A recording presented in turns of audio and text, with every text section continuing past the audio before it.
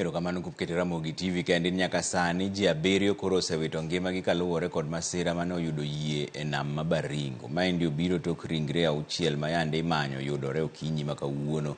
Ka olero wachno, Commissioner ma Baringo Stephen Kutwa wacho ni ringrego ne oyudi machiegni gi chula manie nam ma Baringo noendo. Yieno mane oyudo masira chieng' Jumapil ne oting'o ji 23 mathoth gi ne gin nyithi sikul. Ji 16 ne oresi tok apaka loko yieno.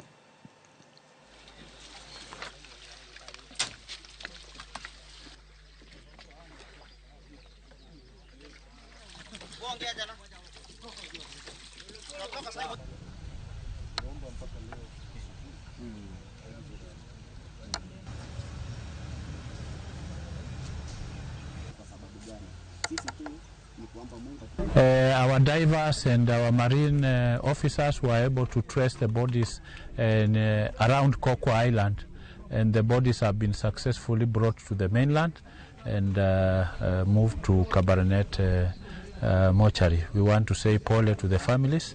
We have taken some of the family members to go and identify the bodies and then be given psychosocial support. All over Kenya right now, we don't know what's happening because there is a lot of accidents all across, and this one is one of it, in which it's not expected because it's within water bodies.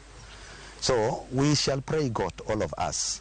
I think there is a lot that we need to do as Kenyans towards saving lives of our citizens all across.